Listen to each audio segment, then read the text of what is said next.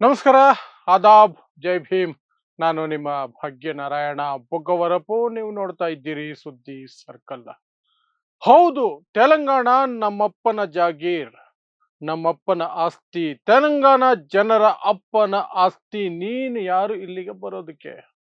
ಹೀಗೆ ಕೇಳಿದ್ದು ತೆಲಂಗಾಣದ ಕಾಂಗ್ರೆಸ್ ಸರ್ಕಾರದಲ್ಲಿರುವಂತಹ ಸಚಿವರೊಬ್ಬರು. ಯಾರಿಗೆ? ಪವನ್ ಕಲ್ಯಾಣ್ಗೆ. ಆಂಧ್ರ ಪ್ರದೇಶದ ಉಪಮುಖ್ಯಮಂತ್ರಿ ಪವನ್ ಕಲ್ಯಾಣ್ಗೆ ಇಂತಹ ಪ್ರಶ್ನೆಗಳನ್ನು ಕೇಳಿದ್ದಾರೆ.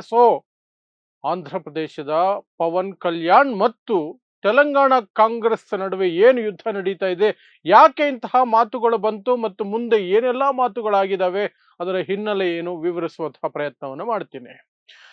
ತೆಲಂಗಾಣದಲ್ಲಿ ಒಂದು ಸಭೆ ಮಾಡಬೇಕು ಅಂತ ಆಂಧ್ರ ಪ್ರದೇಶದ ಆಂಧ್ರ ಪ್ರದೇಶದ ಉಪಮುಖ್ಯಮಂತ್ರಿ ಆಗಿರುವಂತಹ ಪವನ್ ಕಲ್ಯಾಣ್, ಈ ಪವನ್ ಕಲ್ಯಾಣ್ ಅನ್ನುವಂತಹ ಎಡಬಿಡಂಗಿಯ ಸೈದ್ಧಾಂತಿಕ ಪಲ್ಟಿಗಳು ಆಮೇಲೆ ವಿವರಿಸ್ತೀನಿ. ಈತನ ಸೈದ್ಧಾಂತಿಕವಾಗಿ ಹೇಗೆ ಪಲ್ಟಿ ಹೊಡೆದು ಅಧಿಕಾರಕ್ಕಾಗಿ ಯಾವ ನೀಚ ಮಟ್ಟಕ್ಕೂ ಹೋಗಬಲ್ಲ ಒಬ್ಬ ವ್ಯಕ್ತಿ ಅಂತ ತನಗೆ ತಾನೇ ಸಾಬೀತು ಮಾಡಿಕೊಂಡಿದ್ದಾರೆ ಅನ್ನೋದನ್ನ ಆಮೇಲೆ ವಿವರಿಸ್ತೀನಿ. ಸದ್ಯಕ್ಕೆ ಆಂಧ್ರ ಪ್ರದೇಶದ ಉಪಮುಖ್ಯಮಂತ್ರಿ ತೆಲಂಗಾಣಗೆ ಬರಬೇಕು, ನಾನಲ್ಲೊಂದು ಸಮಾರಂಭ ಮಾಡಬೇಕು, ಸಮಾವೇಶ ಮಾಡಬೇಕು ಅಂತ ಪೊಲೀಸರಿಗೆ ಪತ್ರವನ್ನ ಕಳಿಸ್ತಾರೆ. ಅಲ್ಲಿನ ಪೊಲೀಸರು ಅದನ್ನ ತಿರಸ್ಕರಿಸ್ತಾರೆ. ಯಾಕೆ ಅಂತಂದ್ರೆ, ನೀವು ಕೇಳಿರುವ ದಿನಾಂಕ ತೆಲಂಗಾಣ ರಾಜ್ಯ ಸ್ಥಾಪನಾ ದಿನವಾಗಿದೆ, ಆವತ್ತು ನೀವು ಬಂದು ಇಲ್ಲಿ ಕಾರ್ಯಕ್ರಮ ಮಾಡೋದು ಚೆನ್ನಾಗಿರೋದಿಲ್ಲ. ಕೆಲವು ಹಿಂಸಾತ್ಮಕ ಘಟನೆ ನಡೆಯುವ ಕಾರಣ ಅಥವಾ ಅಂತಹ ಸನ್ನಿವೇಶ ಬರಬಹುದು. ಹಾಗಾಗಿ ಆ ದಿನಾಂಕಕ್ಕೆ ನೀವು ಕಾರ್ಯಕ್ರಮ ನಡೆಸೋದಕ್ಕೆ ಅನುಮತಿಯನ್ನ ಕೊಡಲು ಸಾಧ್ಯವಿಲ್ಲ ಅಂತ ತೆಲಂಗಾಣ ಪೊಲೀಸರು ಉತ್ತರ ಬರ್ತಾರೆ. ಅಲ್ಲಿಗೆ ಆಂಧ್ರ ಪ್ರದೇಶದ ಆ ಉಪಮುಖ್ಯಮಂತ್ರಿ ಪವನ್ ಕಲ್ಯಾಣ್ಗೆ ಪಿತ್ತ ನೆತ್ತಿಗೇರ್ತು. ಈ ಪವನ್ ಕಲ್ಯಾಣ್ ಎಂತಹ ಮನಸ್ಥಿತಿಯ ತಿಕ್ಕಲು ಮನುಷ್ಯ ಅಂತಂದ್ರೆ, ರೂಲ್ಸ್ ಬ್ರೇಕ್ ಮಾಡೋದು ನನ್ನ ಜನ್ಮಸಿದ್ಧ ಹಕ್ಕು ಅಂತ ಮೊದಲಿನಿಂದಲೂ ಸಹ ನಡ್ಕೊಂಡು ಬಂದಿರುವಂತಹ ಒಂದು ಪುಡಾರಿ. ನಟನಾಗಿದ್ದಾಗಲೂ ಪುಡಾರಿ, ರಾಜಕಾರಣಿ ಆದ ಮೇಲೂ ಸಹ ಪುಡಾರಿ. ನಟನಾಗಿದ್ದಾಗ ಹೇಗೆ ಪುಡಾರಿ ಅಂತಂದ್ರೆ, ಯಾರನ್ನು ಬೇಕಾದರೂ ಹೊಡೆಯೋದು, ಪತ್ರಕರ್ತರನ್ನು ಹಿಡ್ಕೊಂಡು ಹೊಡೆಯೋದು, ಅವಾಚ್ಯವಾಗಿ ಬೈಯೋದು, ಗನ್ ತೋರಿಸಿ ಹೆದರ್ಸೋದು, ಇದೆಲ್ಲವೂ ಸಹ ಪ್ರಕರಣಗಳು ನಟನಾಗಿದ್ದಾಗ ನಡೀತಾ ಇತ್ತು. ರಾಜಕಾರಣಿ ಆದ ನಂತರ ಓಪನ್ ಅಂದ್ರೆ ಕಾರಿನ ಬಾನೆಟ್ ಮೇಲೆ ಕೂತ್ಕೊಂಡು ರೋಡಲ್ಲಿ ಎಂಥದ್ದು ಒಂದು ಇದು ಯಾತ್ರೆಗೆ ಹೊರಡೋದು ಜೋರಾಗಿ, ಅದನ್ನು ಯಾರು ಕೇಳಂಗಿಲ್ಲ ಅನ್ನೋ ರೀತಿಯಲ್ಲಿ. ಅದು ಕಾನೂನು ಬಾಹಿರ. ಒಂದು ಬೈಕಲ್ಲಿ ಹೋದ್ರೂ ಸಹ ಹೆಲ್ಮೆಟ್ ಹಾಕೊಂಡು ಹೋಗ್ಬೇಕು. ಮತ್ತು ನೀವು ರಾಜಕಾರಣಿಗಳಾಗಿ ಬೇರೆ ಜನರಿಗೆ ಒಂದು ರೀತಿ ಮಾಡೆಲ್ ಆಗಿರ್ಬೇಕು ಅಂದ್ರೆ ನೋ, ನಾನು ಫಿಲ್ಮಿ ಸ್ಟೈಲಲ್ಲೇ ಹೋಗೋದು ಅಂತ ಸಾಕಷ್ಟು ಕೇಸುಗಳು ಬಿತ್ತು ಆಂಧ್ರ ಪ್ರದೇಶದಲ್ಲಿ. ಅದೆಲ್ಲ ತಿಕ್ಕಲುತನಗಳನ್ನು ಮಾಡಕ್ ಹೋಗಿ ಸರಿ ಅಷ್ಟಕ್ಕೆ ಮಾತ್ರ ಅನ್ಕೊಂಡ್ರೆ, ರಾಜಕಾರಣದಲ್ಲಿ ಸೈದ್ಧಾಂತಿಕ ಪಲ್ಟಿ ಹೊಡೆಯೋದ್ರಲ್ಲಿ ಈ ಪವನ್ ಕಲ್ಯಾಣ್ ಎತ್ತಿದ ಕೈ. ಆರಂಭದಲ್ಲಿ ಅಂಬೇಡ್ಕರ್ ವಾದ ಹೀಗೆ ಬಂದಿದ್ದು. ಆ ನಂತರ CPI, ಕಮ್ಯುನಿಸ್ಟು ಅದರ ಸಿದ್ಧಾಂತವನ್ನ ಮೆಚ್ಕೊಂಡಿದ್ದೀನಿ ಅನ್ನೋ ರೀತಿಯಲ್ಲಿ ಡೈಲಾಗ್ಗಳು ಹೊಡ್ಕೊಂಡಿದ್ದು.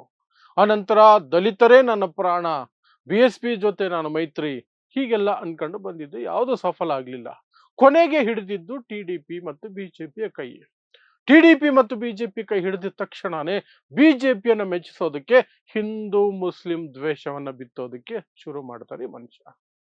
ಹಿಂದೂ ಮುಸ್ಲಿಂ, ನಾನೊಬ್ಬ ಅನ್ಅಪಾಲಜೆಟಿಕ್ ಸನಾತನ್ ಹಿಂದೂ ಅಂತೆಲ್ಲ ಗುದ್ದಿ ಹೇಳೋದು, ವಿಚಿತ್ರ ಬಟ್ಟೆಗಳು ಹಾಕೊಳ್ಳೋದು, ಜೋರಾಗಿ ಕಿರ್ಚೋದು, ಅರ್ಚೋದು, ನೆಟ್ಟಿಗೆ ನಿಂತ್ಕೊಂಡು ಮಾತಾಡೋದಿಲ್ಲ. ಡೀಸೆನ್ಸಿ ಅನ್ನೋದು ನನ್ನ ಮೈಯಲ್ಲಿ ಇಲ್ಲವೇ ಇಲ್ಲ, ನಾನೊಬ್ಬ ಇಂಡೀಸೆಂಟ್ ಫೆಲ್ಲೋ ಅಂತ ತನಗೆ ತಾನೇ ಘೋಷಣೆ ಮಾಡಿಕೊಳ್ಳುವ ರೀತಿಯಲ್ಲಿ ಕಿರ್ಚಾಟ, ಅರ್ಚಾಟ, ಬಾಡಿ ಲ್ಯಾಂಗ್ವೇಜ್ ಎಲ್ಲ ಮಾಡಿಕೊಂಡು ತಾನೊಬ್ಬ ಪುಡಾರಿ ಅಂತ ರಾಜಕಾರಣದಲ್ಲಿ ಸಹ ಪ್ರೂವ್ ಮಾಡ್ತಿರುವಂತಹ ವ್ಯಕ್ತಿ.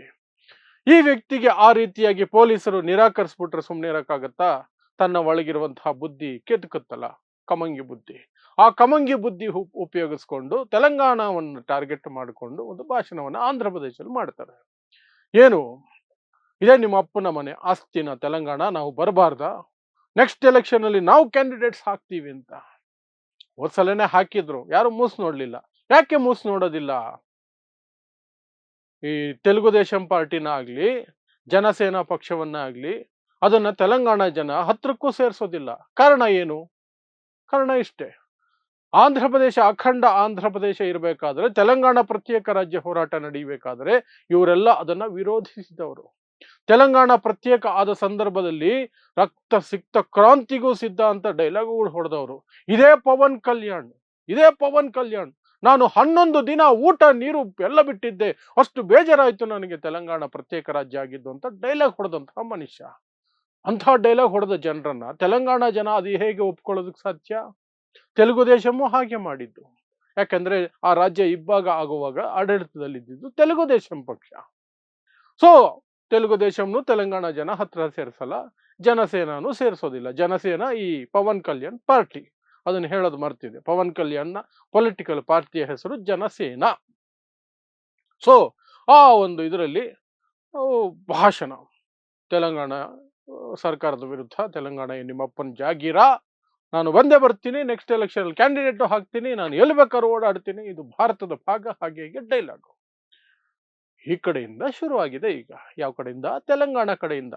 ಕಾಂಗ್ರೆಸ್ ಸರ್ಕಾರ ಅಲ್ಲಿರೋದು, ರೇವಂತ್ ರೆಡ್ಡಿ ಮುಖ್ಯಮಂತ್ರಿ, ಅಲ್ಲಿರುವಂತಹ ಒಬ್ಬರು ಮಂತ್ರಿ, ಕಾಂಗ್ರೆಸ್ಸಿನ ಮಂತ್ರಿ, ತೆಲಂಗಾಣದ ಕಾಂಗ್ರೆಸ್ಸಿನ ಮಂತ್ರಿ ಪೊನ್ನಂ ಪ್ರಭಾಕರ್ ಅನ್ನುವಂಥವರು, ಅವರು ಅದಕ್ಕೆ ಉತ್ತರವನ್ನು ಕೊಟ್ಟಿದ್ದಾರೆ. ಏನ್ ನಿಮ್ಮಪ್ಪನ ಮನೆ ಆಸ್ತಿನ ಅಂತ ಕೇಳಿದೆಯಲ್ಲ, ಹೌದು, ಇದು ನಮ್ಮಪ್ಪನ ಮನೆ ಆಸ್ತಿನೇ, ತೆಲಂಗಾಣ ಜನರ ಆಸ್ತಿ, 4 ಕೋಟಿ ತೆಲಂಗಾಣ ಜನರ ಆಸ್ತಿ ಇದು, 4 ಕೋಟಿ ತೆಲಂಗಾಣ ಜನರ ಅಪ್ಪನ ಆಸ್ತಿ ಇದು. ನಿನಗಿಲ್ಲೇನ್ ಕೆಲ್ಸ?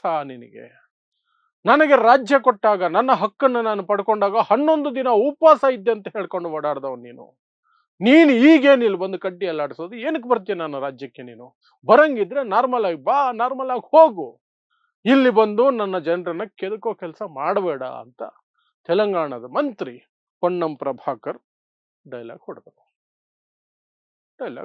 ಅದರ ಜೊತೆಗೆ ಈ ಪವನ್ ಕಲ್ಯಾಣ್, ಇವ್ರಿಗೆಲ್ಲ ದೊಡ್ಡ ರೋಗ ಒಂದಿರುತ್ತೆ. ಏನಾದ್ರೂ ಒಂದು ಮಾಡಿದ್ರೆ ಅದನ್ನ ಆಗ್ಲೇ ಮಾಡಲ್ಲ ಅಂತಾದ್ರೂ ಹೇಳಬೇಕು, ಅಥವಾ ಮಾಡಿದ್ರೆ ಸುಮ್ಮನೆ ಇರಬೇಕು. ಯಾವತ್ತೋ ಒಂದಿನ 10, 20, 30 ವರ್ಷ ಆದ್ಮೇಲೆ ನಿನ್ಗ ಆ ಕಾಲದಲ್ಲಿ ಅದು ಮಾಡಿದ್ದೆ ಅಂತ ಎತ್ತುವತ್ತಿ ಹೇಳೋದು.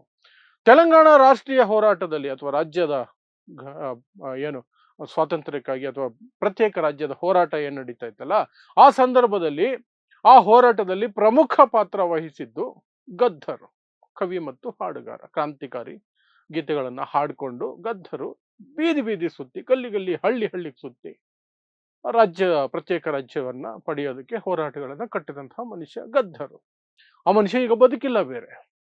ಆ ಮನುಷ್ಯ ಯಾವುದೋ ಕಾಲದಲ್ಲಿ ಪವನ್ ಕಲ್ಯಾಣ್ ಹತ್ರ ಒಂದು ಕಾರ್ ಕೊಡ್ಸು ಅಂತ ಕೇಳಿದ್ರಂತೆ, ಪವನ್ ಕಲ್ಯಾಣ್ ಕೊಡಿಸಿದ್ರಂತೆ. ಅದನ್ನ ಈಗ ಚುಚ್ಚಿ ಹೇಳ್ತಾ ಇರೋದು, ತೆಲಂಗಾಣ ರಾಜ್ಯದ ಹೋರಾಟಕ್ಕಾಗಿ ಮುಂಚೂಣಿಯಲ್ಲಿದ್ದಂತಹ ಗದ್ದರ್ಗೆ ನಾನು ಕಾರ್ ಕೊಡಿಸಿದ್ದೀನಿ. ಅದಕ್ಕೂ ಸಹ ಇವರು ಕಾಂಗ್ರೆಸ್ನವರು, ತೆಲಂಗಾಣ ಕಾಂಗ್ರೆಸ್ನವರು ಉಲ್ಟಾ ಹೊಡೆದಿದ್ದಾರೆ, ಅಂದ್ರೆ ಎದುರೇಟು ಕೊಟ್ಟಿದ್ದಾರೆ. ಕೊಡಿಸಿದ್ರೆ ಏನೀಗ? ಅವತ್ತು ನೀನು ಏನೋ ಬೇಕಿತ್ತು, ಕೊಡಿಸಿದ್ದೆ. ಸುಮ್ನೆ ಏನ್ ಕೊಡಿಸಿರ್ತೀಯ ನೀನು? ಅದು ಅವರು ಮನುಷ್ಯ ಬದುಕಿಲ್ಲದ ಸಂದರ್ಭದಲ್ಲಿ, ಸತ್ತು ಹೋದ ಮೇಲೆ ಆ ವ್ಯಕ್ತಿಯನ್ನ ಎಳ್ಕೊಂಡು ಬಂದು ನಾನು ಸತ್ತೋದವನಿಗೆ ಕಾರ್ ಕೊಡಿಸಿದ್ದೆ ಅಂತ ಹೇಳೋ ಅವಶ್ಯಕತೆ ಏನಿದೆ ನಿನಗೆ? ಅದರ ಜೊತೆಗೆ ತೆಲಂಗಾಣ ಕಾಂಗ್ರೆಸ್ನವರು ಹೇಳ್ತಿರೋದು, ಪವನ್ ಕಲ್ಯಾಣ್ ನೀನು ಆಂಧ್ರ ಪ್ರದೇಶದಲ್ಲಿ ರಾಜಕಾರಣಿ ಆಗಿರಬಹುದು, ಬಟ್ ನಮಗೆ ನಟ ಅಷ್ಟೇ.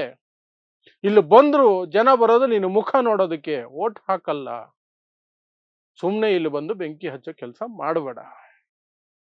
ಬರ್ತೀಯ ನಾರ್ಮಲ್ ಆಗಿ ಬಾ, ನಾವು ಆಂಧ್ರಕ್ಕೆ ಬರ್ತೀವಿ, ಹೋಗ್ತೀವಿ. ನೀನು ತೆಲಂಗಾಣಕ್ಕೆ ಬಾ, ಹೋಗು. ಅದು ಬಿಟ್ಟು ತಂದಿಡೋ ಕೆಲಸ ಮಾಡಿಡಬೇಡ.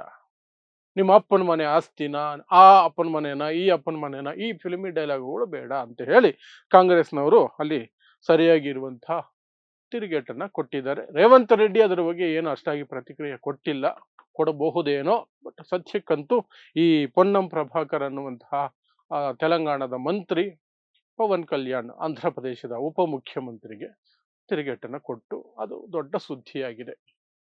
ಇಷ್ಟು ಈಗ ಈ ವಿಚಾರವಾಗಿ ಆಗಿರುವಂತಹ ಬೆಳವಣಿಗೆ. ಸೊ ಇಂತಹದ್ದೇ ವಿಶೇಷ ಸುದ್ದಿಗಳಿಗಾಗಿ ನೋಡ್ತಾ ಇರಿ ಸುದ್ದಿ ಸರ್ಕಲ್. ನಾನು ನಿಮ್ಮ ಭಾಗ್ಯನಾರಾಯಣ ಬೊಗವರಪು.